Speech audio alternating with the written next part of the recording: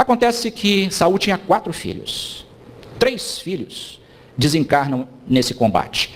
Aproximadamente 16 a 18 dias depois dessa conversa com o Espírito Samuel. Saul, 2 dias ou 3 dias depois dessa conversa, vai para o conflito. Quando ele vê que não tem como ele sobreviver por uma questão de honra, ele chega para o seu pajem de armas, aquele encarregado de levar as armas para o combate, e fala com o pajem: pega a espada e me fira de morte. Aí o pajem fala: não, eu não tenho coragem. Vai, pode, eu estou mandando, eu sou o rei. Não, eu não tenho coragem. Ele pega a espada do pajem, vira ao contrário, encosta o cabo no solo e se suicida. O pajem fica desesperado. Os filisteus vêm todos para capturá-lo. O pajem também faz a mesma coisa, se suicida. Um dos filhos dele não foi para combate. Dos 4 filhos, um sobrevive e 3 desencarnam em combate. Aí, o que os nossos irmãos protestantes dizem dessa história? Lógico, como eles não acreditam que foi Samuel que se comunicou, começaram a dizer o seguinte: está vendo? O demônio não sabe de nada. Ele deu informação errada. Como assim errada? Olha só o que ele diz: amanhã tu e teus filhos estareis comigo. Mas, gente, amanhã não significa exatamente amanhã, dia 12. Amanhã tem um sentido futuro.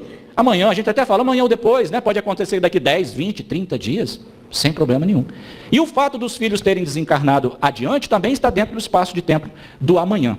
Então, cai por terra. Aí os protestantes dizem assim: está vendo? Vocês mexem com essa história de espírito, consulta médium espírita, olha o que acontece. Saul se suicidou. Ele se suicidou porque ele conversou com uma médium espírita. Caramba, o pajem de armas também se suicidou. E ele não estava lá na sessão. E aí? Então, não vale para todos? Então, numa tentativa tresloucada de dizer que eram demônios conversando com Samuel, com Saul, melhor dizendo, tentam criar essas informações inverídicas para dizer que não, espírito nenhum se comunica, apenas quem se comunicam são os espíritos demoníacos. E na verdade, durante toda essa história, toda essa conversa, em nenhum momento os textos hebraicos falam que eram demônios estabelecendo comunicação com o rei Saul. Simplesmente o espírito de Samuel que estava conversando com ele e dando as informações de coisas que realmente estavam por acontecer. Que era exatamente a queda, né, do império, do reino, melhor dizendo, na mão dos filisteus. A mediunidade, portanto, companheiros, ela é uma constante desde o início das atividades humanas na face do planeta Terra. E os textos bíblicos estão repletos dessas informações. Só falta a gente desenhar para que nós possamos compreender que essa narrativa do livro de Samuel evidencia um contato dessa natureza, onde a médium de Endor, a pitonisa de Endor, a feiticeira de Endor, o nome que se queira dar a essa mulher, apenas usou dos seus recursos mediúnicos da forma que ela foi solicitada. Não cobrou absolutamente nada, não queria inclusive se utilizar dos seus dons, porque estava proibida de fazer isso, e ainda usou de caridade para com o rei e os seus serviçais que o acompanhavam. Portanto, nessa narrativa bíblica, nós temos uma evidência, nós temos aí patente a comunicabilidade do mundo espiritual com o mundo material, numa comprovação inequívoca de que a alma sobrevive à morte do corpo físico e que a mediunidade ela é uma bênção.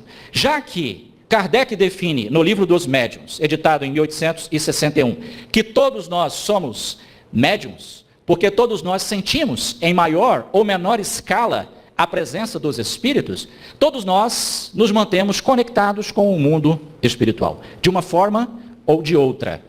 E essa conexão, ela se estabelece em função de uma característica de natureza orgânica. A sede da mediunidade é de natureza orgânica, está na nossa estrutura cerebral. Agora, o desdobramento dessas manifestações, desses recursos, é que transcendem o mundo físico, ou seja, ultrapassam os limites da matéria. E aí então nós rompemos, nós quebramos as barreiras materiais, os limites estabelecidos pelo nosso corpo, através dos nossos 5 sentidos, ultrapassamos esses limites e adentramos numa esfera de dimensões diferentes. E dessa esfera, então, nós captamos as informações que são necessárias para determinados momentos ou determinadas ocorrências. Isso está no livro de Atos dos Apóstolos, capítulo 2, versículo 17, que foi lido na leitura inicial, que, segundo os historiadores, foi escrito por Lucas, em grego, né? Mas existe um outro livro anterior a esse, o livro de Joel, capítulo 2, versículo 5, que faz essa previsão. Chegará um dia em que a mediunidade será tão patente que, como disse de maneira assim bem delicada o filósofo Leon Denis, quando ele faz uma alusão de que o espiritismo não será a religião do futuro, mas sim o futuro das religiões, chegará um momento que a mediunidade será coisa tão comum, tão corriqueira e tão vista e tão aceita em todos os meios religiosos, que nós não teremos mais que enfrentar essas barreiras e ter que provar, utilizando recursos históricos e tudo mais, que se trata de uma manifestação mediúnica nos textos bíblicos. Chegará um momento que será assim, tão tranquila a manifestação. E chegará um momento que nós não precisaremos mais da manifestação mediúnica. O fenômeno será totalmente anímico. Anímico. Por exemplo, Jesus, que se chamam de médium de Deus, não tinha espírito para se comunicar através dele. Não tinha. Ele era o espírito mais evoluído que estava aqui na Terra. Tudo que ele produziu, tudo que aconteceu através dele, foi ele. É um fenômeno totalmente anímico. Chegará um momento que nós teremos uma evolução tal que nós não precisaremos que um espírito Emmanuel venha através de um médium e transfira uma mensagem para nós. Nós seremos os portadores dessa mensagem. Nós traremos essa mensagem. Nós estaremos vivenciando esta mensagem. É um fenômeno de natureza anímica. Nós ainda hoje precisamos dessas páginas advindas do mundo espiritual, de espíritos mais evoluídos, por conta da nossa condição espiritual, porque ainda somos atrasados.